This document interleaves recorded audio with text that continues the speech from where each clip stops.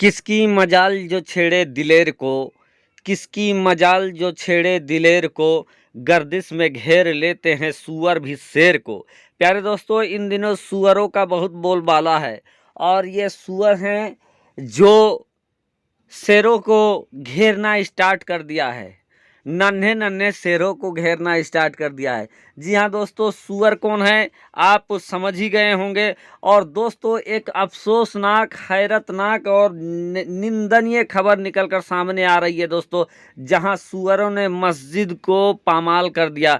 मस्जिद पर सूअरों का अटैक हुआ है। ये कौन सूअर है दोस्तों? ये जिस्मानी तौर पर नहीं सूअर है, बल्कि ये दिमागी तौर पर सूअर है। जिन सूअरों ने मस्जिद के अंदर घुसकर तोड़फोड़ किया, मस्जिद को नुकसान पहुंचाया और जो इमाम साहब हैं दोस्तों, उनको भी घायल कर दिया। ये कहाँ का वारदात है, कहाँ की घटना है, आगे हम पूरी जानकारी देने वाले हैं दोस्तों। तो उससे पहले आपसे अदबन गुजारिश करेंगे, अगर आप पहली बार मेरे यूट्यूब चैनल इरफानी वर्ल्ड में विजिट कर रहे हैं तो जल्दी से मेरे चैनल को कर लीजिए सब्सक्राइब, साथ ही साथ बेल के बटन को ऑन कर दें और ऑल नोटिफिकेशन के ऑप्शन को दबा लें ताकि आने वाला हर वीडियो सबसे पहले आप तक पहुँच सके। प्यारे दोस्तों, अजीजान मिल्लत इस्लामिया, हुक्मरानों का डर जब शैतानों के अंदर ख़त्म हो जाता है तो फिर वो शैतान बेधड़क कहीं भी मुंह मारना स्टार्ट कर देते हैं। और दोस्तों, कुछ सुअरनुमा तंजीम हैं, कुछ सुअर नुमा लोग हैं जो अब मस्जिदों पर हमला करने वाले हैं, हमलावर हो गए हैं। दोस्तों, एक खबर जो काफ़ी तेज़ी के साथ इस समय सोशल मीडिया में वायरल हो रही है, जहां सूअरों की टोली ने ईशा की नमाज पढ़ते हुए नमाजियों पर अटैक कर दिया इन सूअरों ने। और इस अटैक में दोस्तों, जहां इमाम साहब बुरी तरीके से घायल हो गए, उनके पेशानी में चोटें आई हैं, वहीं कई नमाजी भी इन सूअरों के चपेट में आ गए और इन सूअरों ने नमाजियों को, जो अल्लाह के घर में मौजूद थे, जो पूरे मुल्क की हिफाजत की दुआ कर रहे थे, जो रब की बारगाह में खड़ा थे, जो सजदा रेज थे, इन सजदे में गए हुए मुसलमानों के ऊपर सूअरों ने पीछे से अटैक कर दिया। दोस्तों, जानकारी के मुताबिक ये जो जानकारी निकल कर आ रही है दोस्तों, जिसने सबको हैरान परेशान कर दिया है, ये ग्रेटर नोएडा के दनकोर के रामपुर मांजरा गांव की है, जहां एक समूह ने मस्जिद में घुसकर इमाम और स्थानीय लोगों पर हमला किया। जब वे शनिवार को ईशा की नमाज अदा कर रहे थे, इमाम नासिर मोहम्मद के सिर में गंभीर चोट लगी है। जी हाँ दोस्तों, इमाम साहब जिनका नाम नासिर मोहम्मद है, उनके सर पर इन सूअरों ने अटैक किया और उसके बाद उनके सर में गंभीर चोटें आई हैं। जिनका नाम, इमाम साहब का नाम इमाम नासिर मोहम्मद है। दोस्तों, आपको आगे जानकारी दें, जब ये प्रकरण हाईलाइट हुआ, जब सोशल मीडिया में तस्वीरें आने लगी, फटाफट धड़ाधड़ मस्जिद की तस्वीरें आने लगी, लोगों की तस्वीरें आने लगी, जब ग्रेटर नोएडा पुलिस को टैग किया जाने लगा, तो दोस्तों उसके बाद ये मामला पूरा खुलकर सामने आया। और जब ग्रेटर नोएडा पुलिस को इस तमाम सूचना दी गई, जानकारी दी गई दोस्तों, तो आप देख पाएंगे उसके बाद पुलिस ने रिप्लाई किया है कि उक्त प्रकरण में थाना दनकोर पर मुकदमा पंजीकृत किया जा चुका है तथा 6 लोगों को गिरफ्तार कर जेल भेज दिया गया है।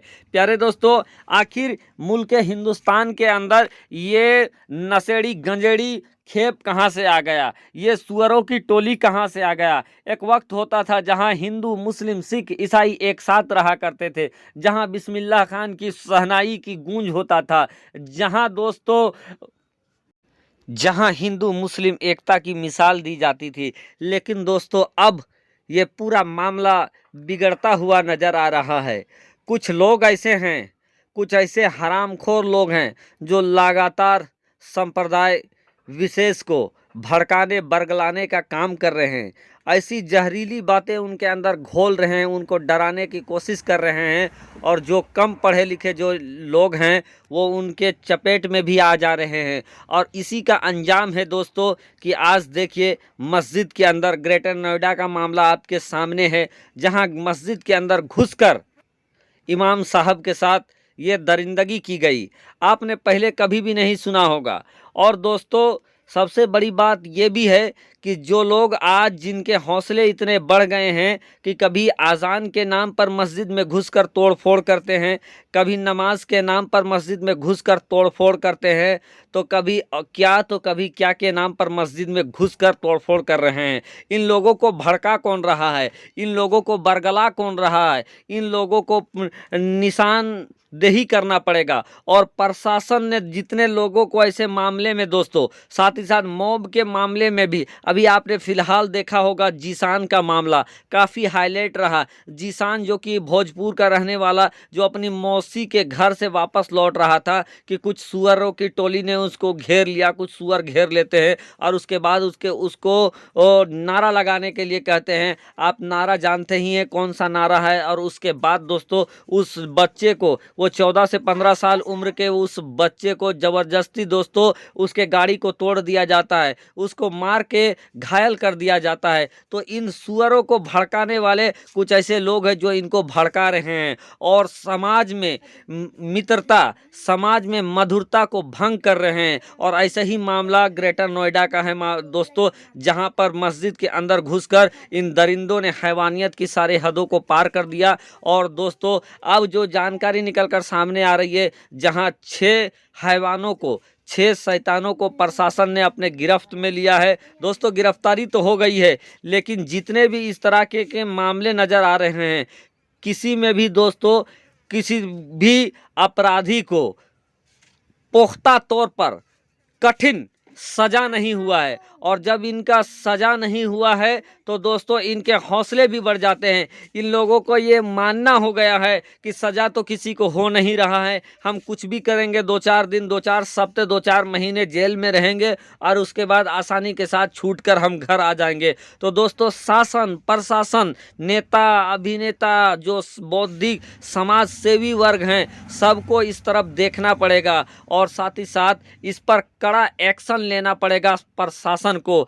इन अपराधियों को, इस तरह के धार्मिक स्थलों के साथ जो भी छेड़छाड़ करते हैं, चाहे वो मंदिर के साथ छेड़छाड़ करते हैं, चाहे वो मस्जिद के साथ छेड़छाड़ करते हैं, चाहे और गुरुद्वारे के साथ छेड़छाड़ करते हैं, किसी भी तरीके का धार्मिक पुस्तक हो या धार्मिक स्थल हो, वहाँ छेड़खानी करते हैं, छेड़छाड़ करते हैं, तो ऐसे शैतानों को गिरफ्तार करने के बाद सख्त से सख्त सजा मिलेगा दोस्तों। तब जाकर इस तरह के घटनाएं रुकेंगे, नहीं तो इस तरह के शैतान, इस तरह के सुअरों के बहकावे में आकर इसी तरह के काम करते हुए नजर आएंगे और देश के अमनो अमान को ये बिगाड़ सकते हैं। तो अपील है प्रशासन से कठिनाई के साथ इनसे